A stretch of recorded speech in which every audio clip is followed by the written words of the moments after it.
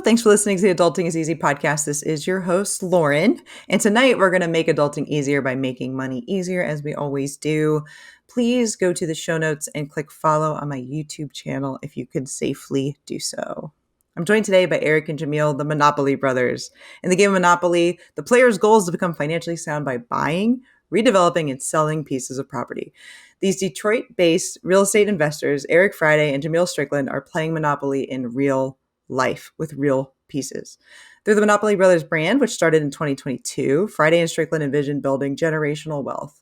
And instead of bankrupting other property investors, they teach others how to build wealth as well. Guys, thank you so much for joining me. Hey, appreciate you letting us be on. We're excited for this. Yeah, great. I'm super excited too. And I do want to let everybody know that this episode is sponsored by Steadily Insurance. So Steadily covers many types of properties: single family, multifamily, vacant, restorations, apartment buildings, condos, and even manufactured homes. Get this, they also cover short-term rentals. So if you rent property to others, support this podcast by clicking the link in the show notes and getting a quote. Our goal for today, as I said, is to make adulting easier for our listeners by discussing a personal finance and investing topic, since managing money is a big part of adulting. Today, guys, we're going to talk about real estate and specifically wholesaling, which I've never covered before on this podcast. So can one of you kick us off by defining what wholesaling even is for listeners? Okay, so wholesaling is pretty much, in its simplistic or the most simplistic form, is middlemaning a real estate transaction. It would be like, say, for instance, Lauren, you have a property that you're looking to sell. Me or us, what we're doing is we're marketing to potential sellers. So I say, hey, I'm interested in buying a properties. And then we actually reach out to you and you say, hey, you're interested in selling your property. We have conversations. We come out and look at the property. We agree to a purchase price for the property. Once we sign that purchase agreement, we have what is then considered equitable interest in that property by signing that purchase agreement. And that is value for the transaction. What I could then do, if I decide not to actually purchase the property, is I could sell my equitable interest in that property for a fee. So in your case, if you're selling a property for $10,000, and again, we're investors, so we're marketing to potential sellers to purchase a property under market value. Because if you were going to sell this property on the market, you would use a real estate agent. You would be marketing towards someone who's looking to actually buy a home and live in a home. That's not us. We're investors. Unfortunately, this is a capitalistic country. We have to make money somehow, some way. So with that being said, I'm getting this property undervalued. I could then take that to a buyer and say, hey, I have this property, and give it to them or sell it or assign it to them for a profit. So let's say, just for instance, for quick numbers, easy math, the house is worth, as is right now, $20,000. It's worth as if you were to put it on the market, but you don't want to do that. You don't want to pay commissions. You don't have to do certain things to get it to that, to sell it at that. So I go to Jamiel and say, hey, I got this property. I'll sell it to you. I'll sign it to you for 15,000. That split in the middle is what I will be selling to Jamiel, and what I would collect at closing. So Jamiel would come, he would wire $15,000 to the title company. Michigan is a title company state. You would get your $10,000 that we agreed upon initially, and I would get the difference between that, which is $5,000. So that's pretty much wholesaling. Got it. Well said. And so you would basically, in that deal, pocket $5,000. You never own the property. Is that right? You kind of go and sign papers or whatever at the same time, but you never really own the property. Correct. That is the biggest distinction between actually buying the property and just wholesaling. Wholesaling, you never actually take ownership. Typically, some people do it. They'll actually close on it and then buy it, but that's usually like a double close.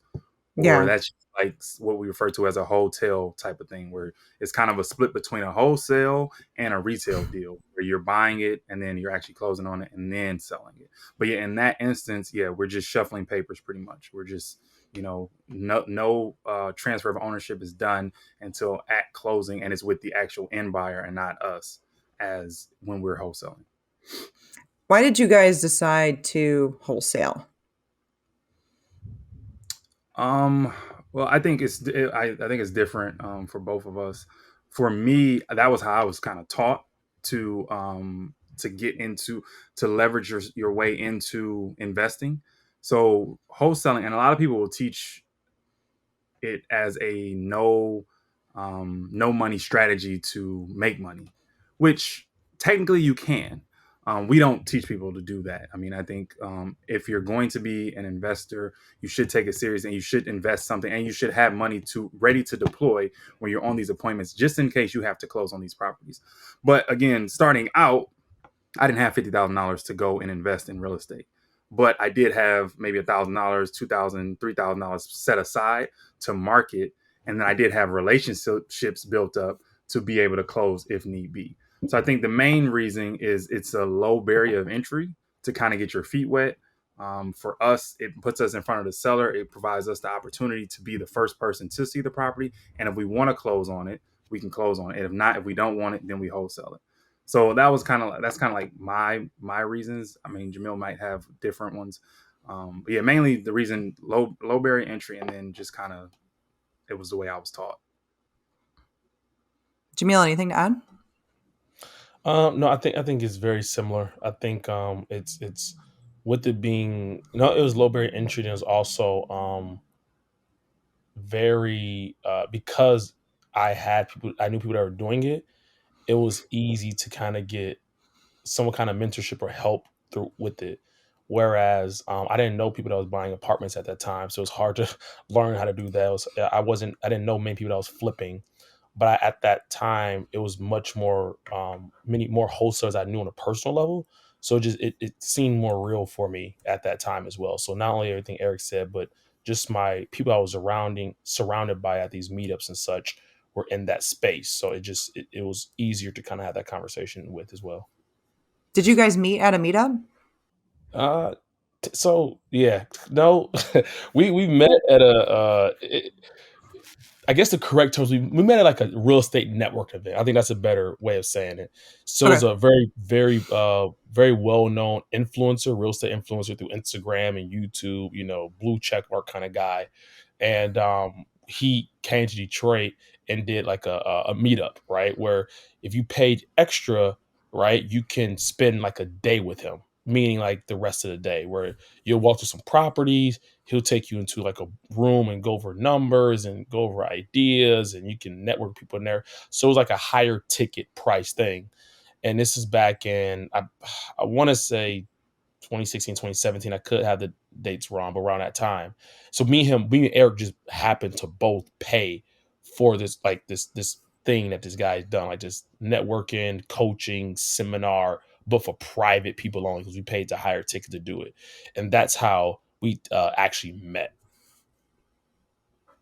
Got it. That's really cool. So you guys kind of knew that you were both kind of serious, ready to take this seriously and kind of pony up, if you will. So you said you learned about wholesaling from other people and from mentors. Was there anything else that you did, podcasts, books, anything you can recommend to people that are thinking about getting into real estate and thinking about maybe going the wholesaling route? Yeah, I think one thing was obviously you have the YouTubes, right? That was awesome. The real estate meetups were really good, right? There at that when I was doing it, there was a book, but it wasn't like the greatest thing for me. But I bought a couple programs from other influencers. To be honest, with you, that really helped me out. That were selling courses. To be honest, I think courses get a bad rep, and I don't think it should all the time. I think the ones that are bad should get a bad rep, and the ones that are good should get a good rep. So I bought Hmm. courses from many different influencers that really helped me out. Right, it helped me build a buyer's list. It helped me understand what wholesaling is. It gave different perspectives and not growing groups right within that influencers like course. So I think all those things helped me out, and then nothing was better than going out and just trying and not being scared to fail. I think that was the biggest part, was just like, okay, let me go ahead and make a cold call. Let me go ahead and put up door hangers, right? I think that was uh the best education, but everything works. It's just what you get from it. Eric, anything to add? Yeah, so I was pretty much I kind of my journey into it was I did everything. I paid when I first prior to meeting Jamiel and that particular event, I had already paid fortune builders like 25,000. I had already went to a seminar. And actually, my cousin took me to that seminar. So they had you go to the free seminar, and then you go to the free seminar, and then you go to the weekend one for like $200. And then on the weekend one, they got all this. You can do the 15,000. I think it's more now, 15, 20, 25, whatever. I went ahead and did the highest one. They tell you how to do it. They tell you empty out your 401k and call credit card companies and get, all this. Yeah, all Wow. this. Yeah, they tell you how. Like when you call the credit card, you do this and so I invested that way. And they provide this system which I don't say anything bad about them, but it's definitely different ways to go. That put me in a huge deficit, but it created the motivation to continue because I took out such a huge investment on myself. But yeah, I did everything from books. Um, Crazy thing is, for books, for me, it wasn't real estate. It was the. I mean, everybody knows Rich Dad Poor Dad. That's like a school thing. But then if you get it later on, or as an adult, it starts to make more sense. The Millionaire Real Estate Investor, I did get that, but that was afterwards. But really, the very first book that really changed what I want to do, because I was already learning the wholesale stuff and real estate stuff, was The One Thing. And it just talks about, being laser focused on one thing. And that was the mindset that I took into not just wholesaling, but just real estate in general and just life in general. So that book, on top of everything that I invested, on top of, the network events that I was going to, on top of the action that I was taking, that was more so how and what I use to garner and get, familiar with wholesaling and real estate just in general. Cool. I made note of that book so I can put it in the show notes for everybody. Do you think there's a lot of people that do these courses, do the research, do the reading, listen to the podcast, maybe like this one, and Yeah. never act on it? Yeah, I mean, honestly, probably, I mean, at least 50% of people will take the information, buy the class, buy the course, and not do anything with it. But I think a lot of that, um, I mean, it depends on who you are. But then I know, like for us, like a lot of the stuff that we do, we'll do a lot of free stuff. We'll do a lot of like very low ticket items. And what we're starting to notice with that is just like, it provides no motivation to complete. Like I said, I spent 25,000. That was just on one thing. I Yeah. was deeply Wow. invested into this journey. And I just came to a point like, look, there is no plan B with this. I've invested too much into it. So yeah, I think definitely a big portion of people just don't follow through. They don't, or they do, they start, but then something happens and their motivation, what that mindset that they were in when they initially started, it has faded, and they can't tap into just being persistent and consistent with what they started with, and then they just fall off, and then they feel like, oh, I fell off, I stopped, and then they don't want to start over. So yeah, it's Yeah. definitely a huge part of people that just don't, they don't follow through on what they have access to. Is there a particular kind of person that would be good and like wholesaling? I think so truthfully, um I think it does cater to the quote unquote hustlers, right? In a sense of those that are a little more fearless, right? Those are a little bit more the risk takers, right? 'Cause you got to think about a lot of the methods used to go to wholesaling is very you're speaking to people, right? Whether it's a cold call or you can go to an appointment. So if you're more, the introverted person that doesn't want to, or the person that's scared to pick up a phone, obviously it may not cater to them, right? But I've seen people find their lane even in that space and do really well. So that doesn't mean that you can't do it, but I do think wholesaling caters to the quote unquote hustler, the risk taker, the person that's the quote unquote salesman, the quote unquote person that's willing to go the extra mile when it comes to the marketing and the one that's a little bit more sociable. But like I said, that's all on but that does not mean you can't be successful. Some of the most successful ones may not have that trait. Just like flipping, right? You think about flipping, most if you said the same question, like, oh, the best flippers would be ones that are contractors, that are hands on, that know Right. everything about the building. And a lot of those aren't the best flippers, right? But it does make sense for them to do it, right?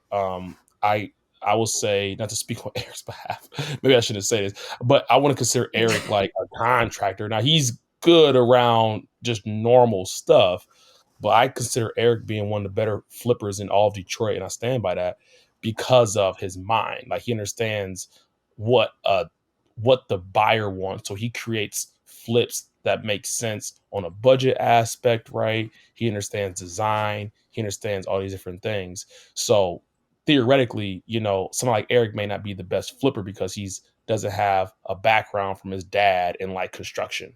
But at the same time, the reason why he's good at it is because he has attention to detail and etc. So even though, yes, I do think wholesalers cater to the hustler or the person that's the risk taker or the salesperson, at the same time, I think that, I know quite a few wholesalers that are good because they understand KPIs, they understand metrics, they understand how to use VAs and leverage other people. They know how to run meetings, they know how to run a business. So, yes, I think there's somebody that goes with it, but be very surprised on who can make it more than just a hobby. Something that I'll say too about even how Eric was initially talking about it is a wholesale deal is a win. It can be. I think sometimes people get wrapped around the axle about it and they think, well, a buyer wouldn't sell a $20,000 house for $10,000. Or the buyer could just buy the house for $10,000 from this person. Why would they buy it from me for 15, right? I mean, and I think that's what people don't understand is you can't assume what somebody else is going through. You can't assume what deals they would make, what deals they wouldn't. That person's happy to sell it for 10,000. This person's happy to get 5,000 from the deal and then not own the house. This person's happy to buy it for $15,000. And if you can start framing things in a win-win-win, I think a lot of people with wholesaling, I've only talked to a few, but I think sometimes they think like they are being selfish, that they are not providing value to the real estate space, and they are, because it is a capitalist society and they're creating basically a market, right? Which, we have no problem paying Airbnb or Uber or Facebook Marketplace. Well, I guess we don't pay Facebook Marketplace, but we have no problem paying these people. I guess at Facebook we pay with our time, right? But we have no Yeah. problem paying these market makers constantly. No, I think I would say something. We'll move on, but I think people don't understand what the value is. The value in wholesaling is one of the values in wholesaling is the convenience, right? People don't speak about that. So so it's the values of convenience and also what a wholesale can bring that somebody else cannot, right? So I'll give you an example. Me and Eric have buyers all across the country that are looking for beat up houses in Detroit, right?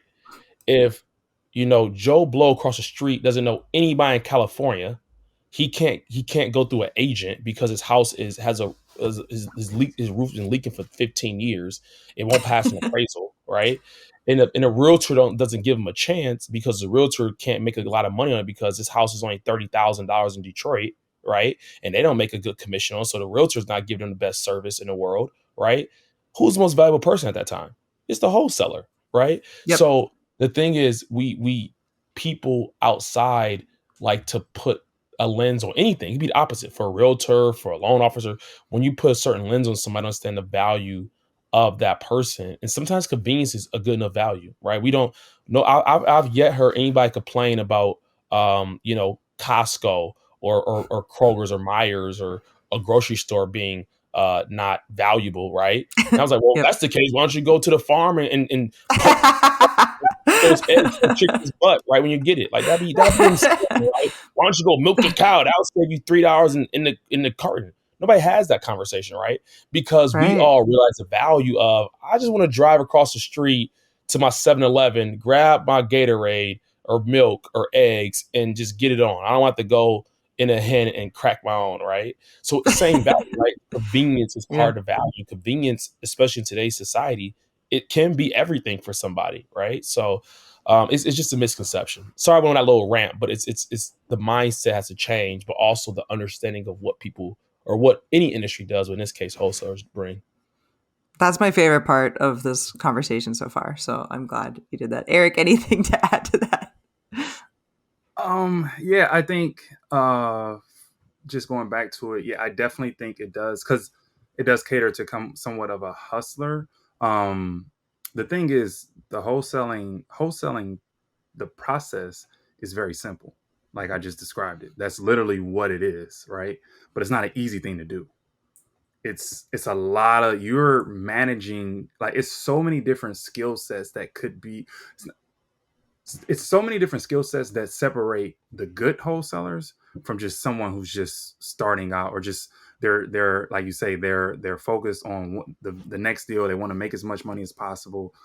They don't follow up. They're not thinking. They're not solution based. They're not thinking about the problem that they're solving for both parties. Like you say, for us, it has to be a win-win-win. It has to make sense for the seller to sell. It has to make sense for the buyer to still be getting a deal, because we're investors just like they are. We can't Right. sell them properties that aren't still deals. And then obviously we want to get paid for our work, our marketing, our efforts. So yeah, for that to happen, for all three of those things to exist, you have to be skilled. You have to know how to manage people. You have to know how to manage systems. You have to know how to speak to people. You have to know how to be business oriented. Like there are, I mean, you're dealing with the seller. You could be dealing with the seller's mom. You could be dealing with a probate attorney. You have to deal with the title company. You might have to deal with the buyer. Like there are so many different moving parts. It does take a special individual to do all three, to be able to just operate like how we are operating. Some people, they understand that, and the only thing they want to do is market. That's the only thing they want to do, or they only want to go out on appointments because they know they don't want to talk to seller. They just want to take pictures and move on about the day. So it's different facets that you can get into if you're not necessarily skilled in all those areas, or you don't necessarily want to be skilled in all those areas. There are different like facets that you can get into and still be a part of a wholesale deal. But yeah, 100%, it definitely takes a unique individual to operate that and then do it consistently. Yeah, So, 100%. Eric, you mentioned having focus and that being something that really takes people to the next level, makes them take action, makes them stick with something that they start. Mhm. Jamil also mentioned that you're the best flipper in Detroit. So, you haven't stuck with wholesaling. Or are you still doing wholesaling and you've just kind of branched out to other areas of real estate? Yeah. So how I like to describe it now is that we're investors and we are actively marketing to buy properties. We're still interested in buying properties, specifically brick single family homes, city suburbs, and specifically apartment buildings. For us, we're not necessarily wholesalers. We're just marketing and salespeople. We're in a business. We want to be direct to the seller, so we have to market to them. The difference is that, not for one, we can't buy every property, and we don't want to buy every property. And the people that we don't do, like we do specific like targeted marketing, but we also just do like a broad target. Like say for instance, someone who's lived in a home for 50 years and it's brick and it's in a certain zip code, versus driving down a street and saying I want to buy that house. So when you have that broader type of target, like a demographic or a certain style of home, and you're just marketing to, sometimes we make, and we're probably making about 10,000 calls a month, and then we're sending out mailers or sending out text messages. Not all of those individuals do what we truly buy from, but it's a game of numbers. We have to be marketing so that we can get in touch with people. So the ones that we don't want, those are the ones we're going to wholesale. So yeah, we are actively still doing it because we're actively still marketing to buy properties. It's just the ones that we don't necessarily want, and we can still make the situation work. Again, make it a win-win-win for all three parties. Then those are the ones that we'll wholesale. And then now we're more so getting into a lot of, and that's a whole different topic, but a lot of stuff is hotel now for us because it's just how the market is. It's not like that $10,000 price range is not very you usually come across that now, Sure. like you did in previous years. So a lot of sellers, um, they have equity now, and they their value is, they're aware of the value, and they know they can get a certain amount of money, but maybe they don't want to go the realtor route. So us coming in and being solution driven, we can save you some money on the commissions. We can pay your closing costs. We can close faster because, again, the convenience of doing that, because it's cash. Right. There's no inspection contingencies. There's no appraisals. That all that stuff. For that, we need a little bit of a break on the price. If that Yeah. works for us to buy it directly and then just sell it to a end buyer that's actually looking to move into it, we'll do that as well, which is a hotel where we don't really rehab it. We do take ownership of it, but then we just put it on the market, clean it out, maybe do some light stuff like carpet and paint, and then put it on the market for a retail buyer to actually buy it and own it and live in it and enjoy it, versus an investor that's just looking to make money off of it. But So yes, to sometimes answer, you're wholesaling it, sometimes you're doing the wholesale retail thing, sometimes you're buying it, flipping it, and selling it. Are you also doing buy, holds, rents, anything like that? yep, and we're still doing that as well. So, and that's where the brand came from. That's where the four Right. houses represent wholesaling, buying and flipping, buying and holding single family homes, and then buying and holding 1 to 4 units. And then the hotel is apartment buildings. So we're still operating in all 5 phases. It's just we pick and choose, which is what wholesaling gives us the ability to do, because now we get to cherry pick the ones that we want.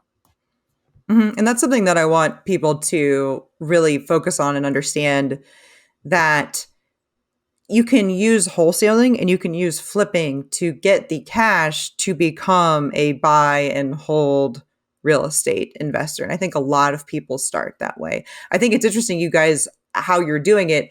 You can keep the deals or you can wholesale the deals, right? I think that's pretty awesome. I think that's really smart. So I have a couple more questions left that I want to ask. One is, are people ever mean to you as wholesalers? Like, do you get hung up on? Do you get yelled at? Anything like that? Where we start, right? Well, it's funny. Maybe Eric explained about. So it's not just us, right? So we're me and Eric is, me and Eric have a brand. We're a brand. We're a business. We're really moving in different directions. So there's other like people involved in Right. what we do, right? And so one of somebody we work with, she put this on Instagram. It was like somebody like going off on a voicemail, like, you mother, just like, I mean, just letting us have in the voicemail. We already got done talking to them. I mean, just want to make sure that we really understood how they felt in the voicemail. Now, of course, you got the ones that's obvious, right? The ones that are like you call them and they just like hang up in your face or tell you throw some flamboyant words at you. But that goes back to the salesman. I think it caters to them, because if you don't have the tough skin and if you're not used to like getting told no with a lot of extra language in there, it can be mentally and emotionally hard for some Right. people, right? And I come from that background, so and then also like life background to get deep, but like playing basketball and football, like my coaches weren't like, all right, make your next shot. They had a lot of Yep. extra encouraging words. They thought maybe it was, Yep. I don't know, that helped get it. So it's just one of those things. I laugh. We may laugh at me. Eric, we put it in. We're just like cracking up, right? So Right. Of course. we get a lot of lot of happy people that want to leave some happy messages for us, for sure. I've been in sales for 8 years. It's not B2C sales, it's B2B sales. But Okay. I always think of it as, you have a quota of yeses, but you have a quota of nos too, right? Like Eric said, it's a numbers game. So every no you get is one step closer to the next yes. And that has helped me over the years get through those things and get through rejection and not take it personally. And I used to actually, I would write down, I created like a spreadsheet and I would write down my calls, right? Voicemail, email, no answer, left with a gatekeeper, whatever. And I had a quota of like yeses and nos and like hangups and stuff too, just to like make it kind of like a little game for myself when I first started. Um, Eric, do you have any stories, or should I move on to my next question? Uh, no, like I can't think of any stories, but yeah, I mean, it can get rough. And you definitely, it's not for, sometimes it's not, especially if you're cold calling. If you're Yeah, sending out marketing and you're getting a quote unquote warm lead, or someone has received something that you've sent and they're calling you because they have some type of interest, it's a little bit different than picking up a call sure. who the person is not expecting that phone call. So in cold calling, yeah, it definitely, it gets, it can get crazy sometimes. But yeah, like Jamiel mentioned, you just got to have, you got to be resilient. You got to have tough skin. Like you said, make it fun. I mean, a lot of times I'm listening to music, I'm doing different things, because and taking, like you mentioned, take the emotion out of it. You have to, Yep. you have to look at it like these people don't know me. It's nothing personal. And honestly, those are the ones that I kind of like talking to them. Like I like trying to flip them because it's something that they're Yeah. dealing with that's causing Yep. that type of reaction. So I kind of is yeah, like you say, it's like a game to kind of flip them and try to get them to calm down and have a conversation with you. And usually, sometimes those end up being some of the better deals for sure. Yeah, absolutely. Kind of pull a how to win friends and influence people on them for sure. Hundred All right, percent. what about let's flip this then. What about like what's your best success story wholesaling? Like maybe best deal, made the most profit, or maybe helped the buyer the most or the seller the most. You can kind of go whichever way you want with that question. I mean, I'm trying to think of one specifically. The best ones usually are the ones that like you say you're really solving, like it's not just the regular seller. It's like you're really like they are so relieved to be done with the process, and not only that, that you've held up your end of the bargain. And not only that, we pride ourselves on being transparent, so they're fully aware of everything that we're doing, and them being comfortable with like, yeah, I'm glad that I was able to also assist you in what you're trying to do. You're not mad that, I made, that you could have, had you been direct to the person that I'm selling it to, you could have made more money. It's like, no, I understand that I couldn't have done this without you because I don't have the network of people to market to and sell to. And you were able to do this, you said we would sign this day and then we would close, in 14 days or 7 days. And that's exactly what you did. And there was no headaches. I didn't have to pay any closing costs. What we agreed to is exactly what we got at closing. Those are like the best ones. And then obviously, yeah, the big payday ones are, of course, beneficial as well. But yeah, when you like say it's just that win-win-win situation to me are the best deals. What's the most you've made on a single family home wholesale deal? The most, this was, I think it was last year, January. It was like 44,000. Pretty Um, awesome. That's yeah, good. it was from a cold call. We reached out to the guy. He was renting it out, and he was, just tired of being a landlord. He Oh, just I do know. didn't Yeah. want to deal. Yeah, right. He just Yeah. didn't want to deal with the home anymore. And he said, "Look, I want this amount for the property." And we were like, well, if that's what you want, I think we can, once we looked up comps, like, yeah, I think that would be doable. And then we end up actually having to close on that one though. We weren't able to just wholesale. We actually had to close and then sell it to an end buyer. But yeah, I think it was either 42 or like 44,000 after closing fees and all the other stuff that was taken out. Awesome. Awesome. Well, that was my last question for you guys. Is there anything you want to add before we wrap it up here? Yeah, I'll add before we kind of go into like the last part. I think I just thought about one because believe it or not, one of my favorite wholesale deals actually I wholesaled one for my aunt, a very close aunt of mine. And the reason is because the neighborhood was so she's single mother, right? A little bit on the older side and just a really rough area, right? And Mm-hmm. so one, it was emotional because that's my aunt. This is blood, right? This is my aunt, and she got more than she thinks she got for it. I got paid for it. The buyer's super happy because he owned property kind of like within that same area. So I guess he's okay with that type of area, right? So it was a win-win-win. But like once again, like it's a safety thing, which no, that the value was I can get this. Nobody wants to be in this area because it's a little bit more on the dangerous side. Yet I was able to help solve that problem by getting, helping her finding an investor that actually wants that area. As crazy as it sounds.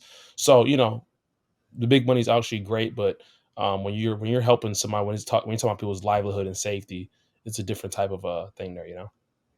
I hope if people walk away from one thing from this conversation, it's that wholesalers solve problems, right? And they should think about it that way. And if they want to get into wholesaling, they need to think of themselves as problem solvers. So, why don't you guys tell people how to get in touch with you? Yeah, yeah. I mean, so the cool, so funny. We met through Twitter, so obviously I got to plug Twitter, right? That's how me and you we got connected, right? So that's Yep. awesome. Yep. So our Twitter is monopoly_bros, but we do a lot of things on Instagram as well. Our probably two most things that we get talk about is Instagram, which is monopoly.bros, and then Twitter, monopoly_bros_. And honestly, if you, I mean, you never know who's listening, right? So, I mean, I encourage you, if you're in the Michigan market, or maybe you're looking to sell a home, like I said, we're buying homes. Wholesaling is part of the Monopoly brand, because that's one house, that's one part of it. But we're still looking to, buy apartments, which we've done. We bought an apartment, and we own single family homes, and we flip and we wholesale. And maybe we'll go into part two one day, talk about some other things. But, contact at monopolybros.com, that email address. Maybe you're somebody that's just looking to learn more, right? Maybe you're somebody that's looking to partner on a deal. Maybe you're somebody looking to what it look like to be an equity partner, or anything along real estate. We're really trying to really grow that brand, and we're very easily reachable, and we're teaching as well. So if you go to our page and go to our link tree, you'll see the teaching stuff. You want more of a personalized response, go to our email. And I think we have multiple different ways to help people get their goals within real estate. That's perfect. I'll put all of that in the show notes, and you can follow me on Twitter at Adulting is Easy. I'm on Facebook. I'm on Instagram at Adulting is Easy Real. By the time you're listening to this, maybe I'll be a little better at that. You can email me at realadultingiseasy@gmail.com. Thanks again for listening, everybody. Hopefully, Eric, Jamiel, and I have made adulting a little easier for you.